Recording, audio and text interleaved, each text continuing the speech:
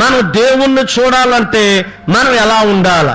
మత్తయి సువార్త 9వ అధ్యాయానికి రండి. దేవుణ్ణి చూడొచ్చు. ఎప్పుడు చూడొచ్చో రాశాడు.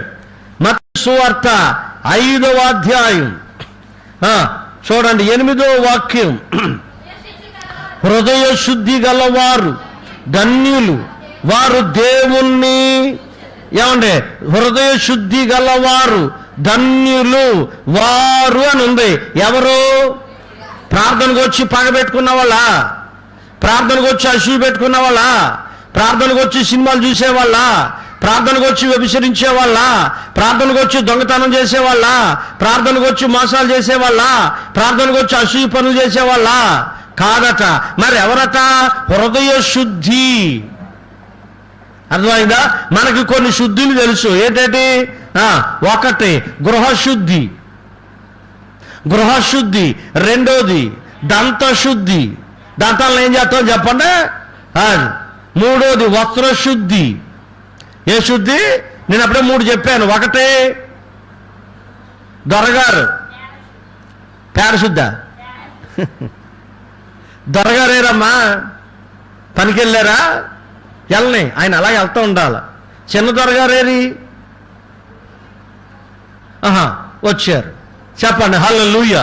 ఒకటి చెప్పండి. ఒకటే గృహశుద్ధి, రెండోది దంతశుద్ధి, మూడోది వస్త్రశుద్ధి, నాలుగోది దేహశుద్ధి, ఐదోది హృదయ శుద్ధి. ఇది ఒకటి తప్ప మిగతా అన్నీ చేస్తాం మనం. గృహాన్ని శుద్ధి చేసుకుంటాం, శుభ్రంగా ఉండాలి కాబట్టి. పొద్దున్నే లేచి దంతశుద్ధి చేస్తాం, లేకపోతే ఎవడు మన పక్కన నిలబడ్డ కాబట్టి. మూడోది వస్త్రశుద్ధి. ఇవన్నీ తెలిసిన నీకు ఇంకోటి కావాలి. అదేంటది? హృదయ శుద్ధి. అమ్మా నిన్నే పలానా అమ్మ ఇలాగ అందా, అది అలాగే అందా, అది అలాగే అందా, ఇక నువ్వు ఎన్ని మాట్లాడతావో. అయ్యో నా హృదయాన్ని శుభ్రంగా ఉంచుకోవాలన్న జ్ఞానమే లేదు. అయ్యో నా మనసును శుభ్రంగా ఉంచుకోవాలన్న జ్ఞానమే నీకు లేదు. హృదయ శుద్ధి లేకపోతే నువ్వు 100 సంవత్సరాలు ప్రార్థన చేసినా యేసు ప్రభు నీకు కనిపించడు.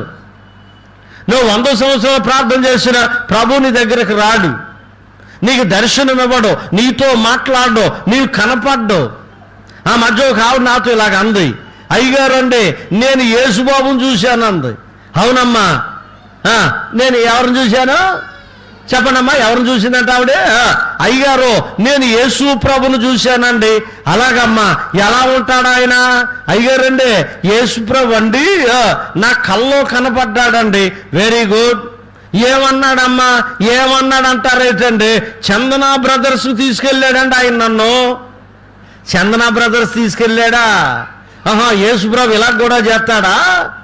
ఏమండే మళ్ళీ అంటది, యేసు ప్రభు నాకు కనిపించాడు అయ్యగారు. ఏం చేశాడమ్మా?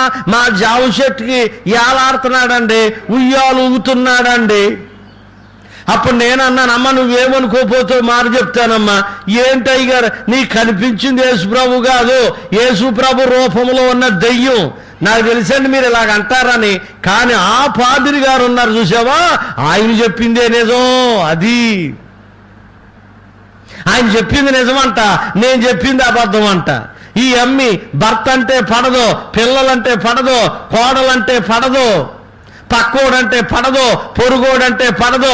ఈ అమ్మికి ఎవరు కనపడ్డారట? ప్రార్థన గోత్ర వేదికు బతుకు మారడానికి. నీ హృదయంలో పరిశుద్ధత లేనప్పుడు నువ్వు ప్రార్థనకు వచ్చే సుఖం. నీ హృదయంలో పరిశుద్ధత లేనప్పుడు నువ్వు దేవుని మందిరానికి వచ్చి ఏం ప్రయోజనం?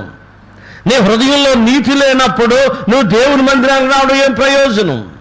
నీ హృదయంలో పరిశుద్ధత లేనప్పుడు ప్రార్థన చేయడం ఏం ప్రయోజనం? ప్రార్థన చేసేవాడు హృదయ శుద్ధిగా ఉండాలి. తిమోతికి రాసిన 2వ పత్రిక 2వ అధ్యాయం 22. తిమోతికి రాసిన 2వ పత్రికలో 2వ అధ్యాయం 22 చదువుదాం.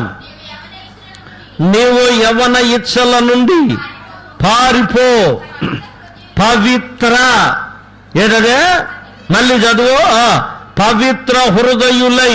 ఓపెన్ యువర్ బైబిల్, అందరూ బైబిల్ ఓపెన్ చేయండి. తిమోతికి రాసిన 2వ పత్రిక 195వ పేజీ 2వ అధ్యాయం 22. నీవు యవ్వనేచ్ఛల నుండి పారిపోమ్ము. తర్వాత పవిత్ర హృదయులై ప్రభువునకు ప్రార్థన చేసే వాళ్ళ మనసు ఎలా ఉండాలట? మాట్లాడండి. పవిత్ర హృదయము. అర్థమైందా? ఇంటిని ఎంత శుభ్రంగా ఉంచుకుంటావో, నీ దేహాన్ని ఎంత శుభ్రంగా ఉంచుకుంటావో, నేనండి నీ మనసును కూడా అంతే శుభ్రంగా ఉంచుకోవాలి. నీ మనసులో ఇంత అసూయ పెట్టుకుంటావు, నీ మనసులో ఇంత ద్వేషం పెట్టుకుంటావు, నీకు కోడలు పడదు, నీకు అత్తగారు పడదు, నీకు భర్త పడదు, నీకు భార్య పడదు, నీకు పిల్లలంటే పడదు, నీ పక్కోళ్ళంటే పడదు, నీకు మాత్రం యేసుప్రభు కనపడ్డాడు. మరి ఎలా కనపడ్డాడు? అందుకనే రాశాడు, పవిత్ర హృదయులై